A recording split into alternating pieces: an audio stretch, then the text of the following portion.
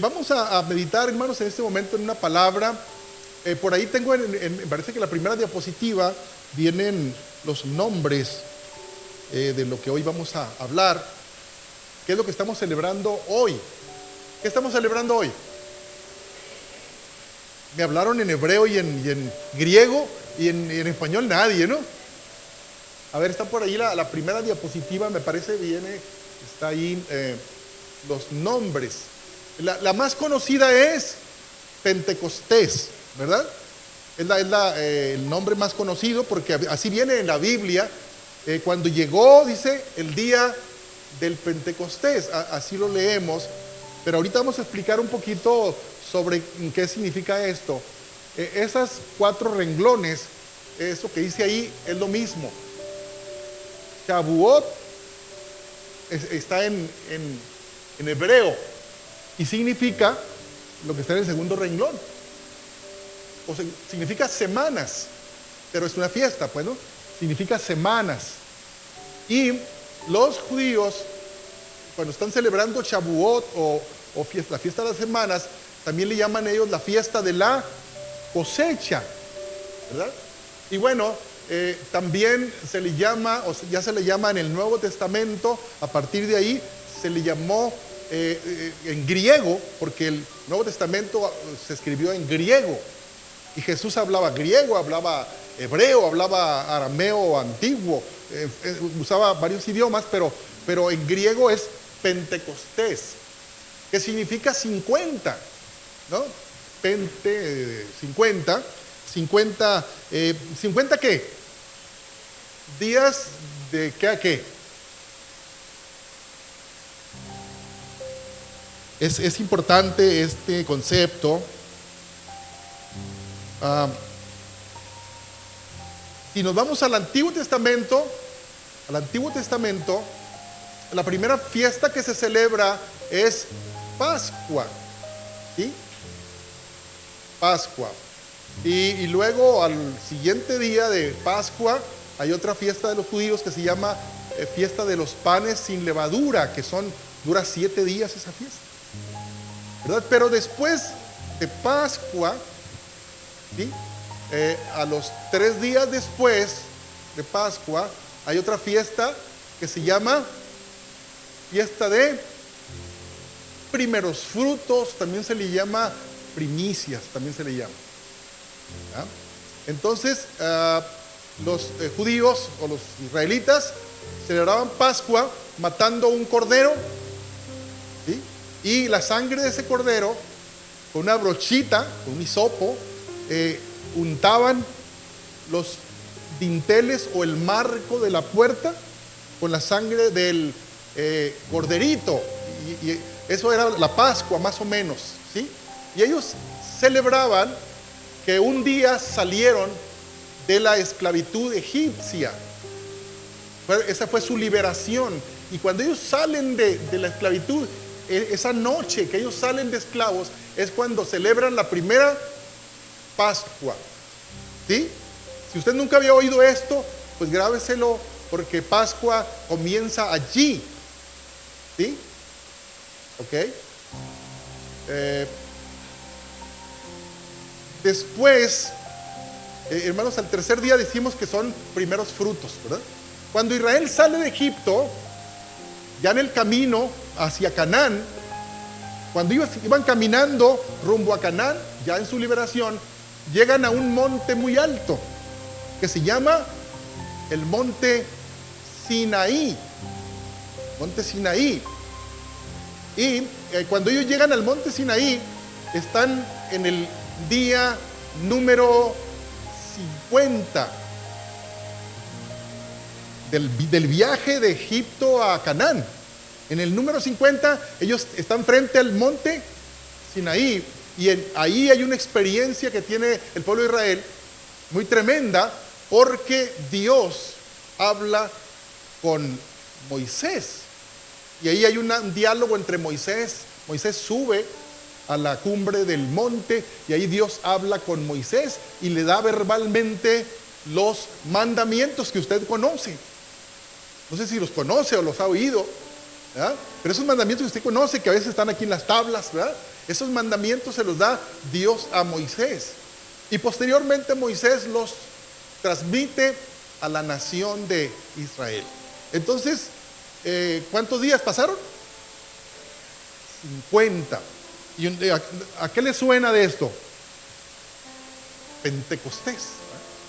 Pero resulta que esto, hermanos, se va a cumplir también 1500 años después. Va a haber el cumplimiento, porque eso se va a estar dando como un asunto profético, ¿sí? Profético. A ver, todavía no entro al sermón, quiero ubicarlos en esto. Cuando Israel mata un corderito y la sangre la unta en los dinteles de las puertas y sale en su liberación de la esclavitud egipcia, se le llama Pascua. Pero 1500 años después, es decir, 1500 celebraciones de Pascua, año tras año, ellos recibieron la ordenanza de que cada año celebrarían la Pascua. Y en la celebración número 1500 ocurre algo tremendo. ¿Qué ocurre 1500 años después? 1530, pues vamos a decir así. ¿Qué ocurre? No, todavía no. ¿Quién es el cordero que? Jesús. ¿Y saben ustedes qué día muere Jesús? El día que se estaba celebrando casualmente la Pascua. Entonces era un cumplimiento profético, porque esos 1500 años, año tras año, se estaba anunciando proféticamente que vendría el Cordero de Dios que quitaría el pecado del mundo y que por su llaga fuimos nosotros curados. Y lo decía, los profetas lo dijeron, Isaías lo dijo, ¿verdad? Como oveja fue llevado al matadero, ¿verdad? Como oveja delante de sus trasquiladores, enmudeció y no abrió su boca. Y como que escondimos de él su rostro y no le estimamos, ¿verdad? Y por su llaga fuimos nosotros curados. Lo dijo Isaías muchos años, muchos cientos de años antes, profetizando sobre esta Pascua. Y entonces Pablo, una vez que pasa lo de Jesús, que muere y resucita y todo lo demás, Pablo dice: Cristo es nuestra Pascua. Y hermanos, pero cuando Cristo muere, al tercer día ocurre algo tremendo también. ¿Qué ocurre al tercer día? Pero no se vaya tan rápido. En la historia, en el Antiguo Testamento, acuérdense que estaba Pascua, panes sin levadura y luego primicias. Es lo que se celebraba en la historia. Primicias. Ellos no sabían que estaban anunciando primicias de los que duermen. No sabían ellos. Iban con una ramita de cebada ahí, primicias y no sé qué, pero ellos estaban profetizando por 1500 años, porque a los 1500 años, esa famosa fiesta de primicias que ellos iban y celebraban con una ramita de cebada y tal, no sabían que estaban celebrando las primicias de los que duermen.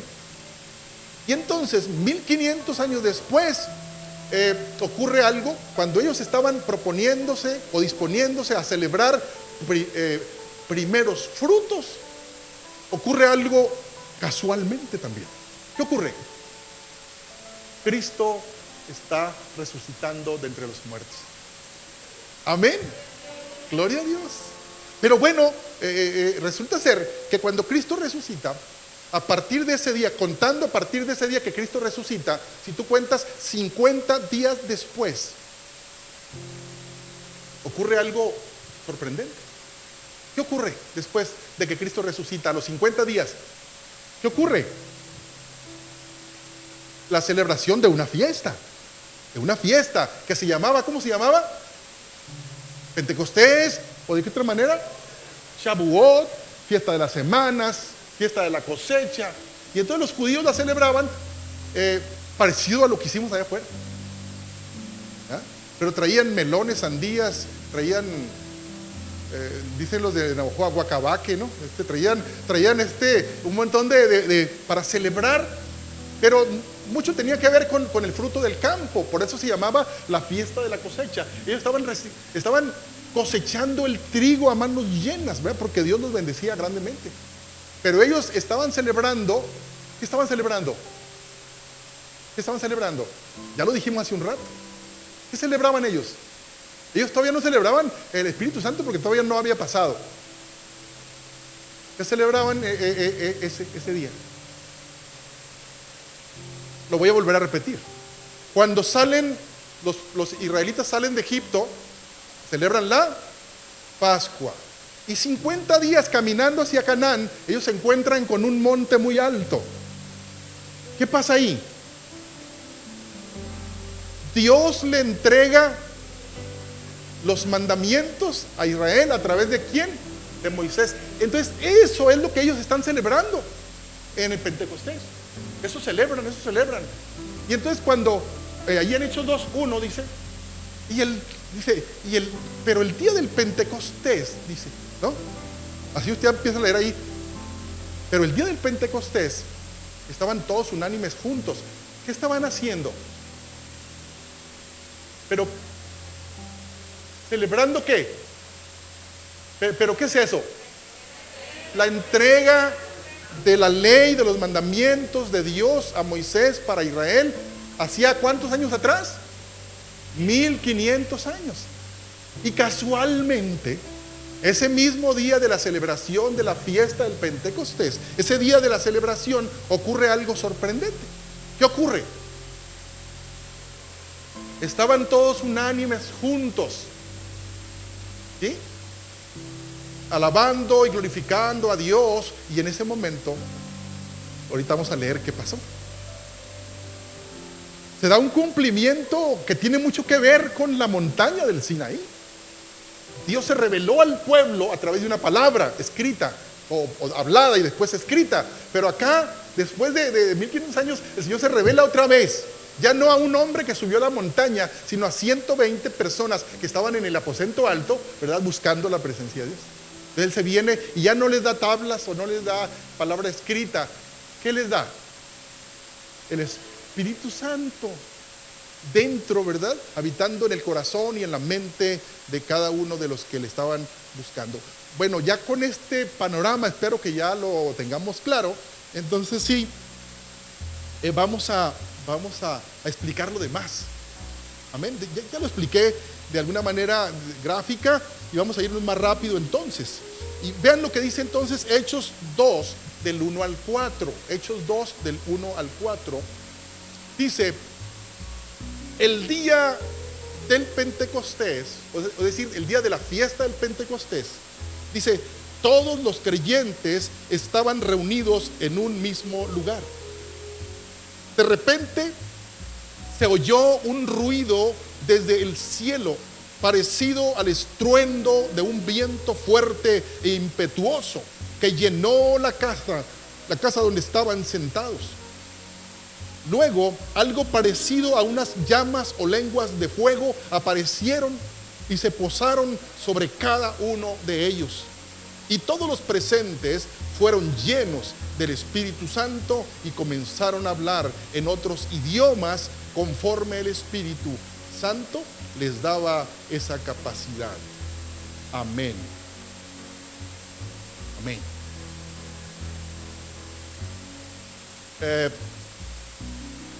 Aquí dice que como un viento recio, ¿va? Como llamas de fuego, pero eso ocurrió también en el monte Sinaí. Eso es lo mismo que ocurrió porque Dios así se manifestó también, con relámpagos, con truenos, así como cuando va a llover muy fuerte, ¿no? Hay relámpagos, hay ¿qué más? Truenos, vientos, rayos. La montaña del Sinaí ardía, literalmente. Y entonces, ¿saben qué dijo Israel, el pueblo de Israel? No nos da miedo a nosotros. Sube tú, le dijeron a Moisés, le dieron un empujoncito para que se subiera él solo, ¿no? Porque ellos tuvieron miedo de esa potencia. Entonces Moisés subió él solo. Pero acá en el día del Pentecostés, acá en el Nuevo Testamento, pasó algo muy parecido, pero ahí no había nada más un solo hombre, había 120 personas. Y aquí dice que cuando estaban allí, dice, ¿y fueron cuántos? ¿Cuán- ¿Cuántos fueron llenos del Espíritu Santo? Todos. Todos los que estaban ahí fueron llenos del Espíritu Santo. Y me llama la atención que dice aquí que estaban unánimes juntos. ¿Y no le suena a usted muy interesante que Dios haga algo cuando alguien está unánime? Unánime quiere decir estar de acuerdo. Unánime quiere decir estar en un mismo ánimo, en un mismo pensamiento, en una misma idea, estar en buena armonía. Entonces, cuando esto pasa, fíjense, dice un texto de la Biblia, dice Dios, si dos se pusieran de acuerdo, si dos de vosotros se pusieran de acuerdo acerca de cualquier cosa que pidieren, les será hecho por mi Padre que está en los cielos. Yo sé que usted dice amén, pero a lo mejor no se ha puesto a pensar en lo siguiente. Dice, si se pusieran de acuerdo, ¿en qué cosa? En cualquier cosa. Dice, Dios te lo va a conceder. Entonces, esto nos debe de marcar o nos debe de dar la idea de lo importante que es para Dios que nos pongamos de acuerdo. O sea, que no es fácil ponerse de acuerdo. Dice Dios, si se ponen de acuerdo, yo voy a bajar cualquier bendición y va a fluir. Entonces nos conviene como iglesia estar de acuerdo. O sea, perdóneme lo que voy a decir, pero es de tontos no estar de acuerdo. No se le hace a usted. A veces una opinión contraria echa a perder todo el mandado. Dice el Señor, pues no coincidieron todos, así que no, la bendición no baja. Entonces nos conviene ponernos de acuerdo. ¿Cuántos se van a poner de acuerdo con todo lo demás? Amén. Aunque usted no esté de acuerdo, diga yo, pues por tal de que se logre, amén, vamos a estar de acuerdo. Amén. Y hermanos, miren, el Señor, antes de llegar al asunto, ya pasamos el Antiguo Testamento, que los judíos están celebrando, pero entra el Nuevo Testamento. El Nuevo Testamento es, el antes y después es Cristo. Ya en el Nuevo Testamento se distingue porque nace Cristo, crece y empieza su ministerio Cristo. Es el Nuevo Testamento. Entonces, están los evangelios, Mateo, Marcos, Lucas y Juan, que hablan de lo mismo, hablan de la vida de Jesús. Y ya Hechos de los Apóstoles, que es el siguiente libro, ya no va a estar Cristo ahí, ya Cristo va a estar muerto, va a estar resucitado, etcétera. Pero ahora, ¿quiénes van a estar frente a la iglesia? Los apóstoles, los discípulos, ¿ya? Y van a hacer cosas que no hizo Cristo porque ya no está con ellos. ¿Ok? Entonces, antes de que entre los Hechos de los Apóstoles, está Cristo allí. Entonces, yo les pregunto a ustedes, ¿Cristo sabría lo que iba a pasar el día del Pentecostés? Antes de morir Cristo, o sea, primero murió Cristo y ascendió a los cielos, y después vino el día del Pentecostés, pues. ¿Ok? Entonces, ¿sabría Cristo lo que iba a pasar el día del Pentecostés? ¿Sabría? Ok. Entonces, le tocó a Cristo celebrar fiesta de Pentecostés. ¿Le tocaría o no le tocaría? Era judío. Entonces Jesús, como todo un judío de raza y de religión también, él celebraba el Pentecostés y celebraba Pascua y celebraba primeros frutos, celebraba todo esto, y él iba a hacer el cumplimiento, pero él lo celebraba. Y entonces, antes a Jesús ya no le tocó el día del Pentecostés donde bajó el Espíritu Santo. No le tocó a él. ¿Por qué no le tocó? ¿Por qué no le tocó?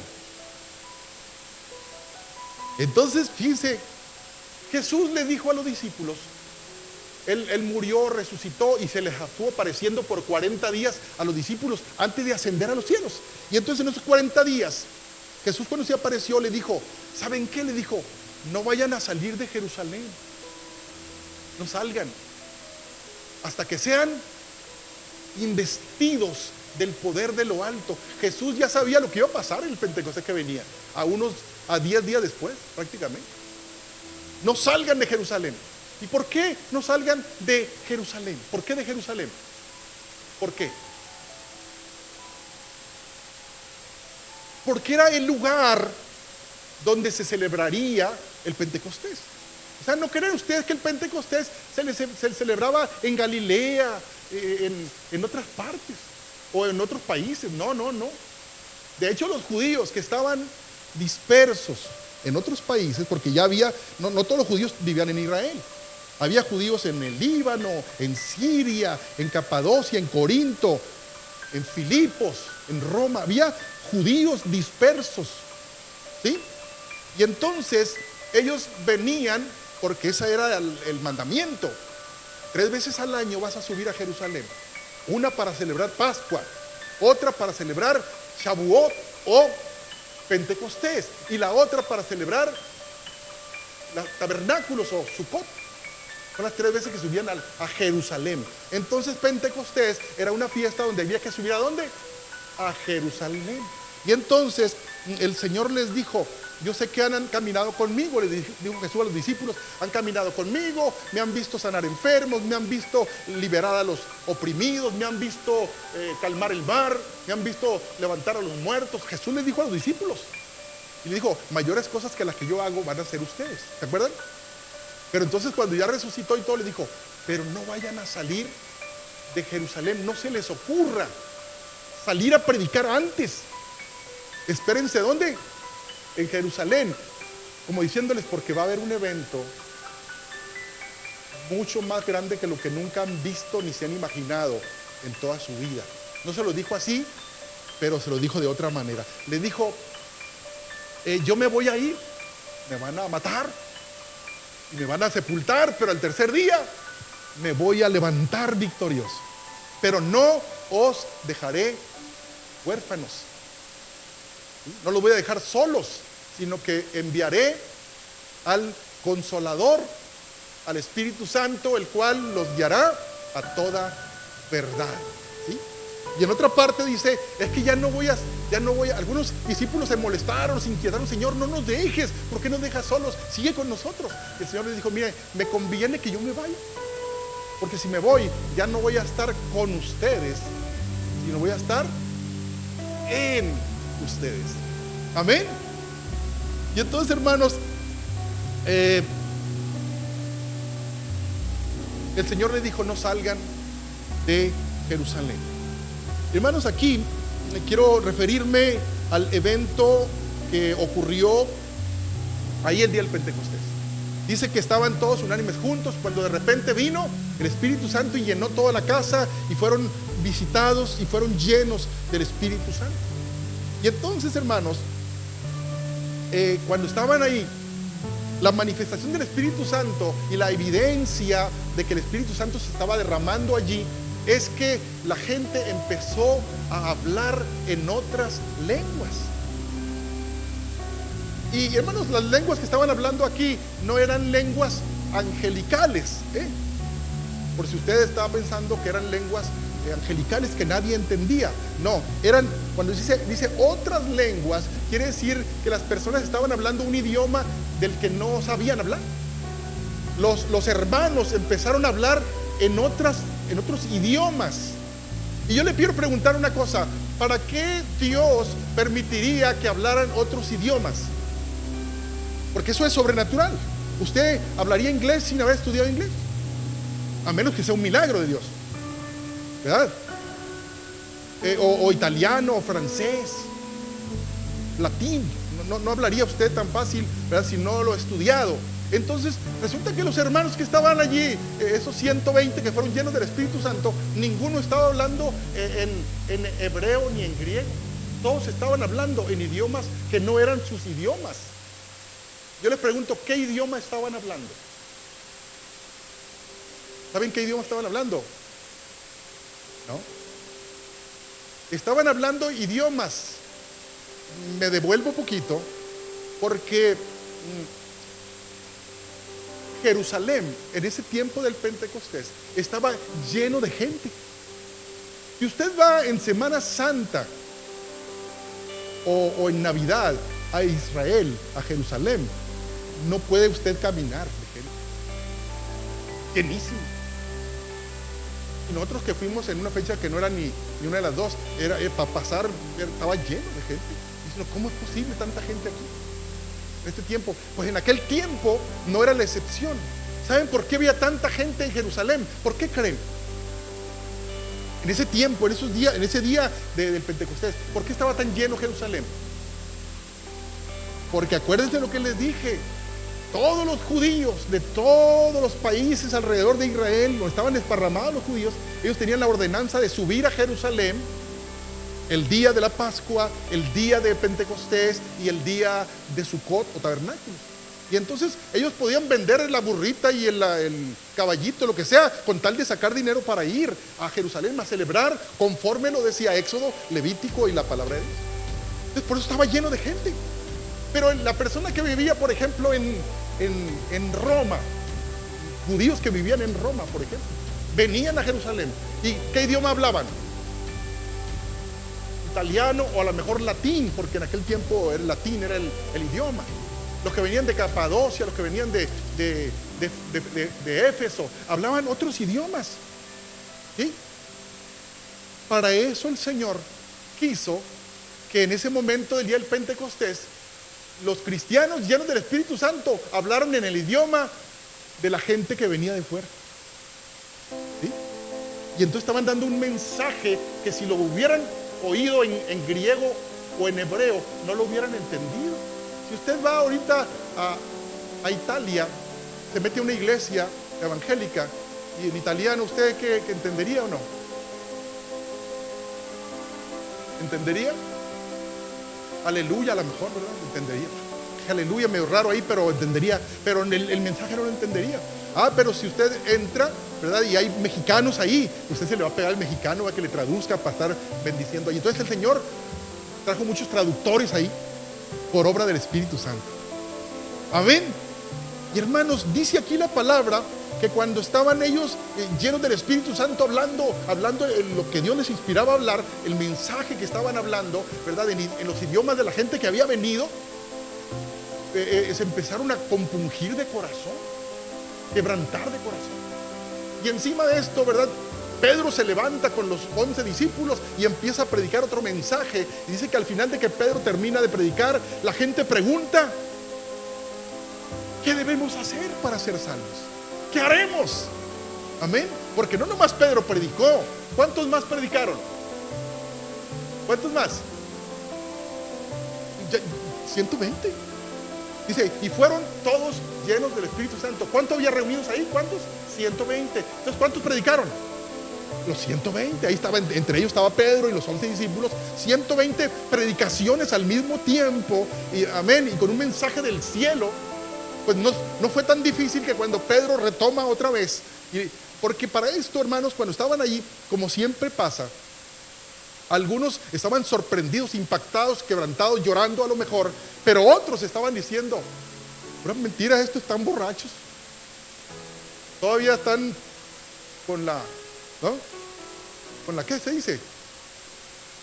Con la resaca, no, todos estaban medio locos pues ahí por la borrachera. Y entonces cuando ellos, mucha gente dice ahí, están borrachos, no le hagan caso, porque no entendían ellos. ¿Por qué no entendían ellos? ¿Por qué no entendían? Los que dijeron, están borrachos, hombre. ¿Por qué no entendieron el lenguaje de ellos? ¿Por qué? ¿Y por qué otros estaban quebrantados llorando ahí?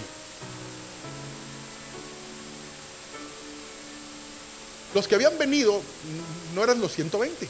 Había miles de gente que estaban, cuando oyeron los gritos y las interpretaciones y las lenguas, muchos se acercaron, miles de personas se acercaron, pero al oír el idioma de ellos, se quebrantaron. Pero otros sí oyeron el idioma de ellos, pero se burlaron. Quiero decirte que puede venir el predicador más espectacular de todos los tiempos y predicarle a una persona y esa persona estarse riendo de él. Porque, por eso dice la Biblia, yo estoy a la puerta de tu corazón y estoy llamando. Y alguno abre la puerta del corazón, ¿sí? O sea, si me permite entrar, ¿qué dice el Señor? Yo voy a entrar a Él, voy a cenar con Él y Él conmigo. Y a veces puede ser la persona más sencilla que esté hablando la palabra de Dios, la más sencilla, a lo mejor sin letras, pero cuando el corazón está dispuesto, esa palabra entra y transforma la vida de aquella persona. Amén. Y entonces cuando varias personas dijeron, están borrachos, están llenos de mosto y no sé cuánto, el celo de Dios en el corazón de Pedro, ¿verdad?, hizo que se pusiera en pie él y los 11 detrás de él ahí. Y dice, señores que están aquí, estos no están borrachos ni están llenos de mosto. Esto es lo dicho por el profeta Joel. Y empieza a predicar. Y no suelta Pedro la predicación hasta que ve muchos corazones quebrantados allí. Y hermanos, dice la Biblia que cuando la gente pregunta, ¿qué debo hacer para ser salvo?, Pedro responde rápido, un versículo que sabemos todos, yo creo, ¿verdad? Y se lo voy a leer. Entonces Pedro les contesta a esas multitudes que eran miles de personas. Les dice, Pedro les dijo, arrepentíos y bautícese cada uno de vosotros en el nombre de Jesucristo para perdón de sus pecados y recibiréis el don del Espíritu Santo. Porque para vosotros es la promesa y para vuestros hijos y para todos los que están lejos, para cuantos el Señor nuestro Dios llamare. Amén. Hermanos, dice ahí que como resultado de esa predicación y de ese evento allí, dice, así que los que recibieron su palabra fueron bautizados y se añadieron aquel día como 3,000 personas. ¿Cuántos? 3,000 personas. Hermanos, nos conviene estar llenos del Espíritu Santo. Nos conviene predicar llenos del Espíritu Santo. Sí, nos conviene estudiar, nos conviene conocer la palabra, pero nos conviene estar llenos, que es lo que va a validar la palabra que estamos soltando. Amén. Y hermanos, quiero cerrar esta parte que estamos hablando, que es una celebración. La primera cosa que quiero decir, que una condición necesaria para el derramamiento del Espíritu Santo, una condición necesaria para que el Espíritu Santo se derrame en una iglesia, ¿cuál es? Estaban todos unánimes. Si el Señor se derrama y el Señor nos llena hoy domingo, ¿qué querrá hacer con nosotros el Señor el otro domingo? ¿Qué querrá hacer el Señor? Volvernos a llenar, mantenernos llenos, y no nomás de domingo a domingo, sino allá en su casa, el Señor llenarlo otra vez. Y usted venga el domingo, ¿verdad?, como si todos los días hubiera venido al culto, porque el Señor lo va a estar llenando. Porque nosotros podemos estar unánimes juntos aunque estemos separados físicamente, ¿verdad? Porque cuando hay fracturas, o cuando hay pleitos, o hay murmuración, chisme, juicio, calumnia, aunque no estemos juntos, ¿verdad?, desde la casa ya, desde el mensaje de WhatsApp, desde el Facebook, o desde la oración misma, ¿verdad?, no hay unión, no hay unidad. Pero ¿cuántos de los hermanos que están aquí oran por sus hermanos allá en su casa? ¿Usted ora? Entonces dígalo más fuerte. O yo, hermano, que oran por usted aunque usted no ore por él, ¿verdad? Entonces el Señor quiere, hermanos, que mantengamos esa unanimidad, estar unánimes en un mismo pensamiento y en una misma forma de hacer las cosas. Quiero, hermanos, decirles que lo que hace el Espíritu, una vez que el Espíritu Santo se derrama en nuestras vidas, ya nosotros fuimos unánimes. Fíjense, porque los 120 que estaban reunidos ahí todavía no habían recibido el Espíritu Santo y estaban como unánimes. Es decir, que aún sin el derramamiento del Espíritu Santo se puede estar unánime. Entonces tiene que ver con una condición voluntaria nuestra, es decir, yo me voy a proponer, yo voy a dejarme de tonterías y voy a perdonar a mi hermano o a mi hermana, dejarme de pensar aquella cosa que yo interpreté que me hizo la cara chueca, o que no me hizo el favor que yo esperaba. Dejarnos de esto como voluntad propia para estar en esa unanimidad, para que Dios llene mi vida con su Espíritu. Amén. Y entonces, ¿qué va a hacer el Señor? ¿Qué va a hacer el Señor cuando Él derrame su Espíritu sobre mí? ¿Qué va a producir en nosotros? Porque miren, aquí puede prestarse a una confusión. Dice la Biblia que cuando el Espíritu Santo vino en aquellos 120, después de que fueron llenos, dice, ellos salieron de Jerusalén. Primero no salgan de Jerusalén hasta que sean llenos. Pero cuando fueron llenos, ¿qué pasó? empezaron a salir, y cuando salían ellos iban orando, iban reprendiendo enfermedades, iban liberando al oprimido, iban sanando, ¿verdad? Predicando el evangelio con poder, haciendo señales, maravillas, milagros. Pero hermanos, antes de esto, Dios quiere hacer algo. Antes de esto, ¿qué querrá hacer Dios? ¿Qué querrá hacer Dios? Porque hay dos cosas en la Biblia que se parecen. Está el don, o los dones del Espíritu, pero por otro lado está lo que se llama el fruto del Espíritu.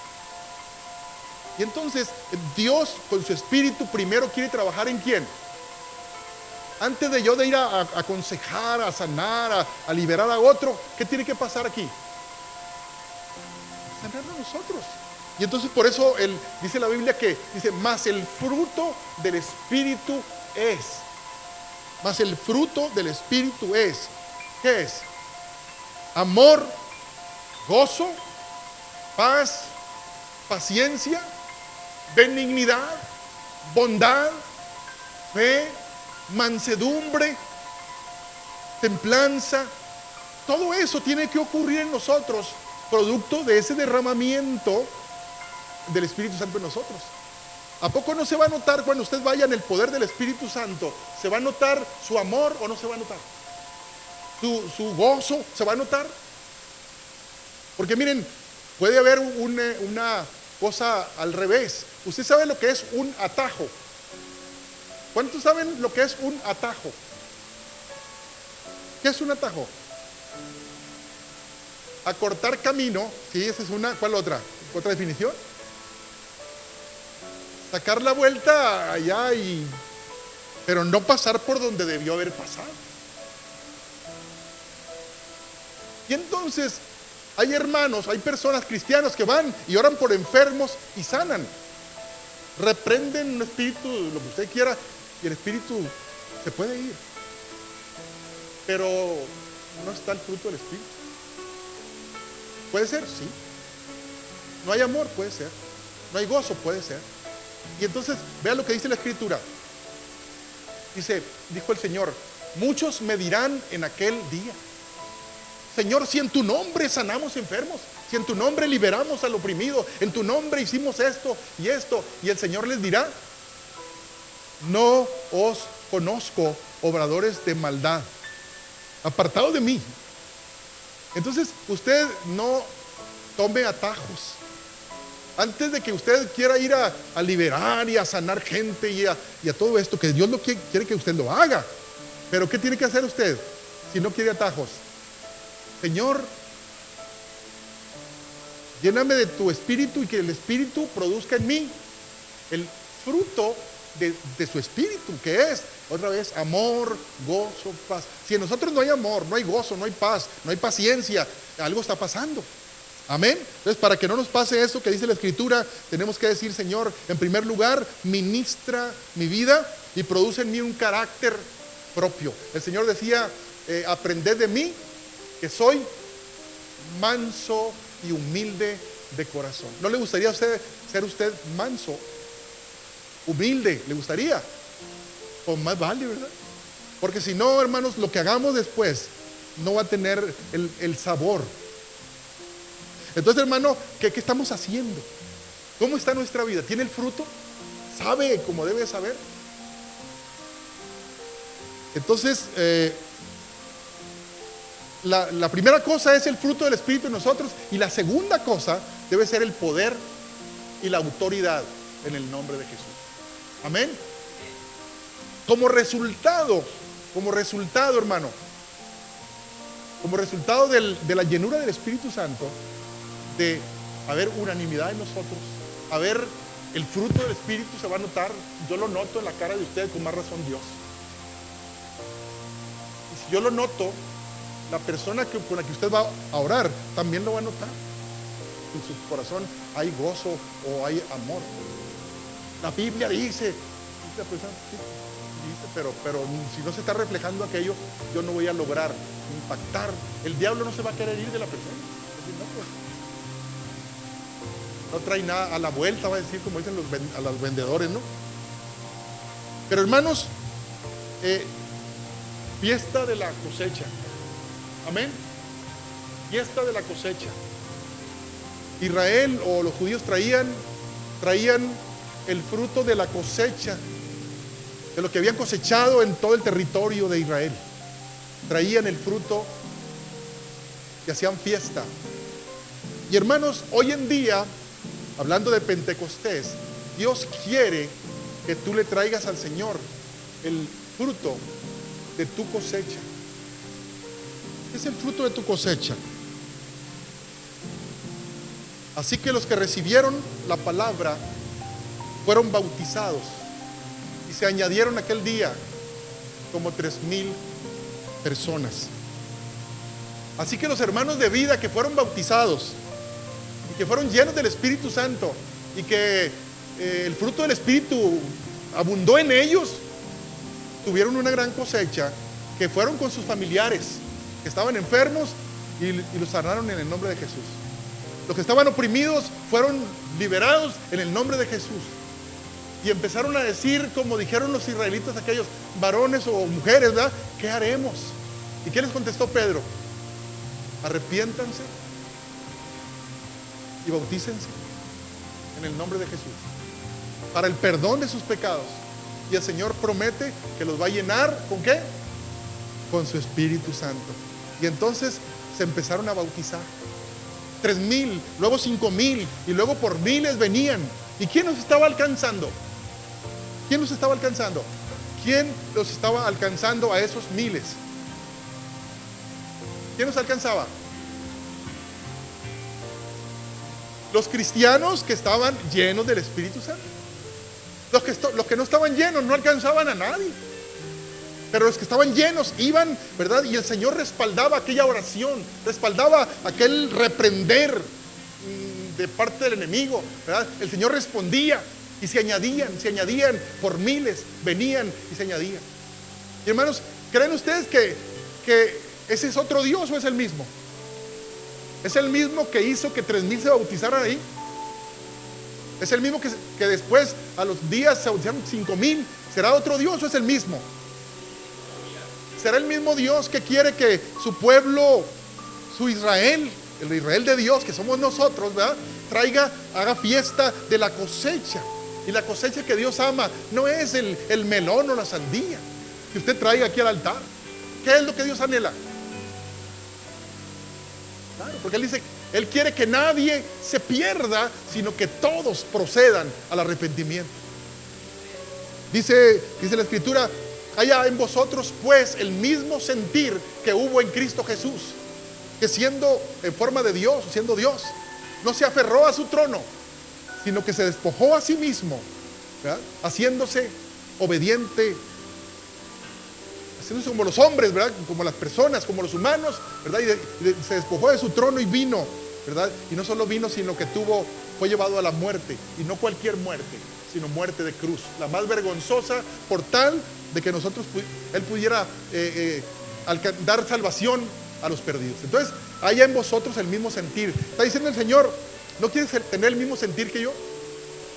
¿No quieres unirte, dice el Señor, a esa misma cosecha? Amén. Porque cuando Él va a la cruz, hermanos, Él está viendo una gran cosecha de almas, por miles. Y ciertamente en todo el mundo está ocurriendo esto. Miles de personas están viniendo a los pies de Cristo. Pero bueno, los miles aquellos son los miles aquellos. Lo importante es los miles que tú y yo vayamos a hacer. Amén. ¿Cuántos quieren experimentar o seguir experimentando un Pentecostés todos los días en su vida? Hoy lo recordamos porque un día como hoy, hace 2000 años, se derramó el Espíritu Santo por primera vez de esa manera corporativa. ¿Ya? Pero hermanos, esa experiencia debe ser de todos los días. Que estés tú en tu casa y como dice la Escritura ahí, y de repente, dice, ¿no? Y de repente, como un viento recio que llenó toda la casa de los que estaban ahí. Estás tú ahí en tu cama, estás ahí en tu recámara, estás en tu cocina, estás ahí en una silla meditando, preocupada por el problema en tu casa, por la economía, por la salud. Y de repente, amén, de repente llena el Espíritu Santo Y cuando el Espíritu Santo llega, hermanos, lo transforma todo. Amén. Cambia nuestro lamento en baile. Amén. Cambia nuestro desierto en un vergel, dice la Escritura. Eso es lo que hace Dios. Y Él pagó el precio para que esto pudiera ser una realidad en nosotros. ¿No tienes tú algún ser amado que te gustaría que viniera a conocer estas verdades? Que su vida fuera un manantial en lugar de una sequedad. ¿No te gustaría? Pues tú tienes esa palabra. Tú tienes esa palabra para Él. Y si alguien está con nosotros ahora en este día, que fue invitado por algún amigo o amiga y está aquí en esta hora, quiero decirte que el Señor de muchas maneras ha querido manifestarse a través de los tiempos, pero hoy tiene una manera también de manifestarse. Dice: ¿no quieres venir a mí para que tengas vida y para que la tengas en abundancia? Y cuando abrimos el corazón al Señor, el Señor va a entrar, porque Él es espíritu. Amén. Él es espíritu, y cuando el corazón se abre, Dios entra y transforma y sana todas las heridas que hay en nuestra vida. Para Él no es problema ir a tu niñez, ir a tu infancia y sanar tu pasado. Para el Señor no es problema ir y a quitar la amargura, el resentimiento, el sed de venganza o cualquier otra cosa que pudieras tener, que has arrastrado por muchos años. El Señor quiere sanar tu vida, quiere sanar tu juventud, quiere sanar tu vida matrimonial, quiere sanar tu paternidad. Tal vez no has sido la mejor mamá o el mejor papá. Tal vez le fallaste a tu familia, a tu esposa, a tu esposo, a tus hijos. Pero el Señor dice que Él ha venido a buscar y a salvar lo que se había perdido. Él ha venido a darnos vida y vida en abundancia. Así es que venir al Señor es lo mejor que te puede pasar. Es lo mejor que me pasó a mí hace muchos años. Y por eso lo mejor que tenemos es lo mejor que damos. Dice la Escritura: dad de gracia lo que de gracia has recibido. ¿Por qué no pensar que hoy puede ser igual que hace 2000 años un Pentecostés? ¿A quién le gustaría experimentar hoy? Si no, esos estruendos, ¿verdad? Que vengan los bomberos y venga Protección Civil, que digan: ¿qué está pasando ahí en el zaguaro, no? Pero en ti, dentro de ti, haya ese mover, ese estruendo, ese mover estructuras, ese quebrantar cosas que tú no podías hacer solo, pero Dios lo puede hacer. Y cuando Dios entra y arranca, deja lo que debe de estar nada más, o pone cosas nuevas en nuestra vida.